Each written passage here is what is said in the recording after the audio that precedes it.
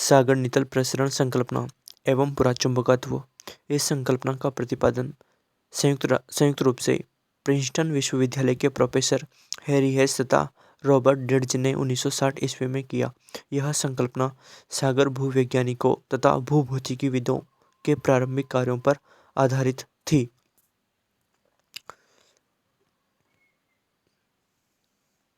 इसके बाद में हम देखते हैं कि जो मुख्य बातें हैं इस सिद्धांत की वो क्या क्या हैं।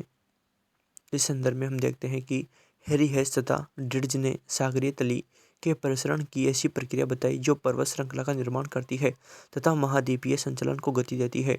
हैरी हेस के अनुसार अंतः सागरीय पर्वत श्रृंखलाएं, जिन्हें मध्य महासागरीय कटक कहते हैं, का निर्माण उष्ण क्षेत्रों से तप्त मैग्मा के ऊपर की ओर प्रवाह से हुआ है। जब मेंटल से संवहन द्वारा मैग्मा ऊपर भूपटल पर आता है तो भूपटल विभंजित यानी कि फ्रैक्चर्ड हो जाता है तथा मैग्मा सागरीय भागों में फैलकर ठंडा होकर नवीन सागरीय नितल का रूप ले लेता है। फलस्वरूप कटक का निर्माण हो जाता है। इसके बाद में जो है वो इस प्रकार है कि सागरीय भूवैज्ञानिकों ने 1950-1960 के अनेक शोधों के विश्लेषण के आधार पर सागर नितल के बारे में निम्न निष्कर्ष निकाले। पहला, सागर नितल के नीचे स्थित परपट्टी केवल 6 से 7 किलोमीटर मोटी पाई जाती है, जबकि महाद्वीपीय भागों पर यह लगभग 30 से 40 किलोमीटर तक पाई जाती है। सागरीय भूवैज्ञानिकों को मध्य अटलांटिक कटक की जानकारी थी, लेकिन उन्होंने यह पता लगाया कि मध्य महासागरीय कटक वर्तमान में सभी महासागरों में उपस्थित है, जो भूकंप एवं ज्वालामुखी से संबंधित है। ये दो मुख्य बातें हैं। इनके अलावा भी कुछ अन्य बातें हैं जो इस प्रकार से हैं कि सागरीय नितल की शैलें कहीं भी क्रिटेशियस युग यानी कि 135 मिलियन वर्ष पूर्व से पहले की नहीं मिलती। इन खोजों के आधार पर हैरी हेस ने बताया कि सागर नितल गतिशील है तथा मैग्मा पृथ्वी के मेंटल से संवहन द्वारा ऊपर सागरीय पटल पर मध्य महासागरीय कटकों के सहारे आता है, जहां से कटक के दोनों ओर जमा हो जाता है तथा अंत में महाद्वीपीय तटों के सहारे स्थित खाइयों में भर जाता है। ठीक है। इसके बाद में सागर नितल सापेक्षिक रूप से पृथ्वी तल की नवीन इस्लाह करती है। इस प्रसरण प्रक्रिया द्वारा जो है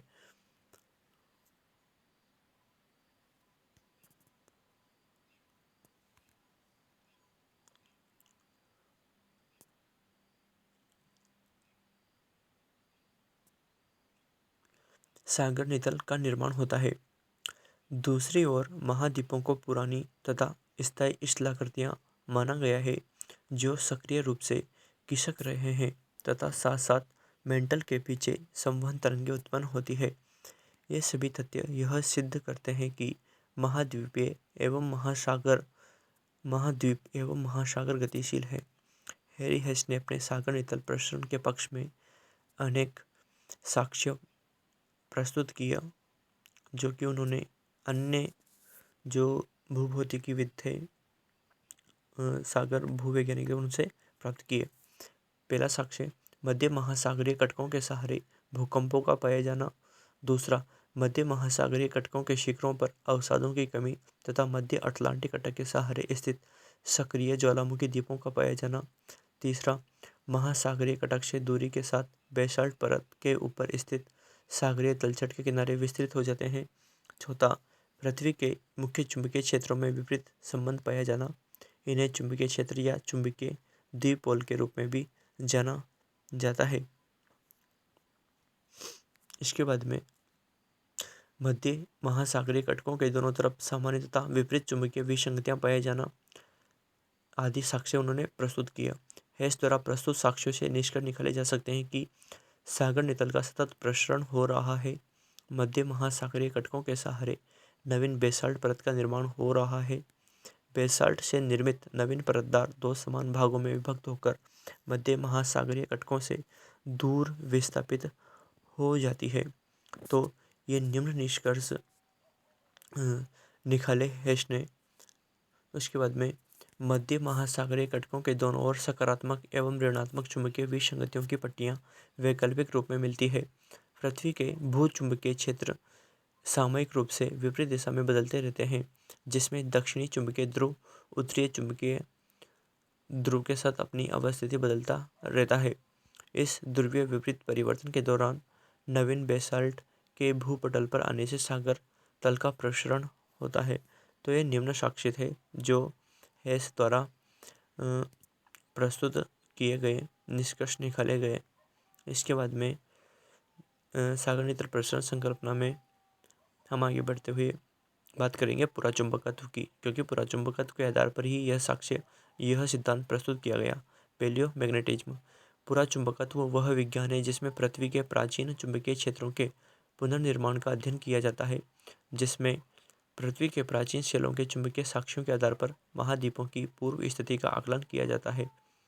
शैलों में ये चुंबकीय लक्षण आंशिक रूप से पृथ्वी के चुंबकीय क्षेत्रों में स्थित आग्नेय शैलों के ठंडे होने से पूर्व विद्यमान थे।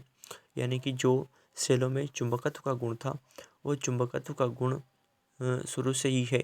यानी कि जो प्राथमिक चट्टानें हैं, आग्नेय चट्टानें हैं, उन आग्नेय चट्टानों के ठंडे होने से पूर्व भी ये चुंबकीय गुण उसके अंदर विद्यमान था।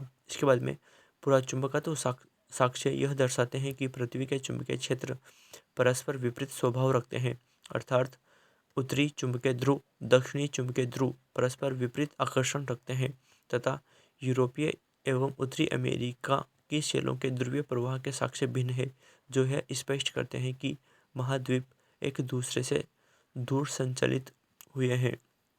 तो कई सारे साक्ष्य ऐसे देखने को मिलते हैं जिसमें पुराचुंबकत्व का जो प्रभाव है वो स्पष्ट रूप से परिलक्षित होता है। इन्हीं आधारों पर यह जो सागर नितल प्रसरण संकल्पना है, इस संकल्पना को भलीभांति समझा जा सकता है कि किस तरह से सागर तली और महाद्वीपों की तली का विस्तार होता जा रहा है, कैसे नए पदार्थों का निर्माण होता है। कुछ अन्य साक्ष्य हैं, अन्य तथ्य हैं जो कि डॉक्टर सविंदर सिंह की किताब से है। 1952 में मेसन ने प्रशांत महासागर में चुंबक मापी यंत्र की सहायता से सागर नितल की शैलों के चुंबकत्व से संबंधित सूचनाएं प्राप्त की। ये महत्वपूर्ण तथ्य ध्यान रखने योग्य है। 1963 में वाइन तथा मैथ्यू ने हिंद महासागर में कार्लसबर्ग कटक के मध्यवर्ती भाग का चुंबकीय सर्वेक्षण किया।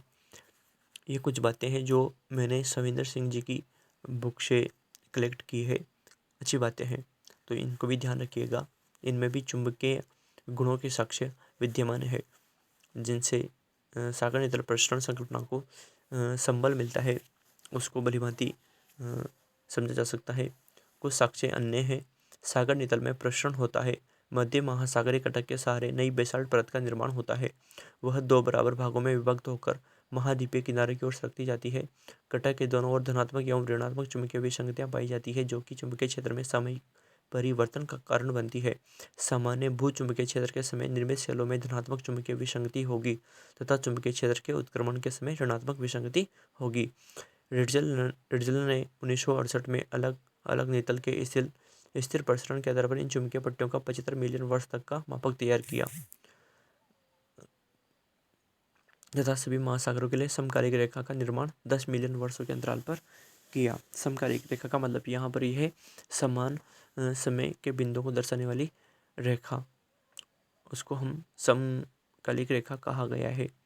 मेरी स्पीड हो सकता है ज़्यादा हो बोलने की, क्योंकि इसमें स्लाइड चल रही है और मैं बोल रहा हूँ, ठीक है। ये नोट्स उपलब्ध हैं केवल आपके पास, इसमें मैं चीज़ों को समझाने का प्रयास नहीं कर रहा, तो बेहतर होगा आप सिर्फ लिखें और क्लास में इनको समझें। समकालिक रेखा समान तिथि के बिंदु को मिलाने वाली रेखा, इनको आइसोक्रोन्स बोलते हैं। तो ये आइसोक्रोन्स शब्द ध्यान रखें। सागर नितल प्रसरण की दर का परिकलन दो आधारों पर किया जाता है, एक तो समकालिक रेखा की आयु के आधार पर, दूसरा उनके बीच की दूरी के आधार पर। इस आधार पर गणना करके विभिन्न महासागरों के प्रसरण की दर ज्ञात की गई। अटलांटिक तथा हिंद महासागर सबसे मंद गति से यानी कि 1 से 1.5 सेंटीमीटर पर ईयर प्रतिवर्ष से फैलते हैं, जबकि प्रशांत महासागर में प्रसरण की दर 6 सेंटीमीटर प्रतिवर्ष यानी कि सबसे अधिक है। तो ध्यान रखना, अटलांटिक तथा हिंद महासागर की जो प्रसरण की दर है वो सबसे कम है, जबकि प्रशांत महासागर की जो प्रसरण की दर है वो सबसे ज़्यादा है।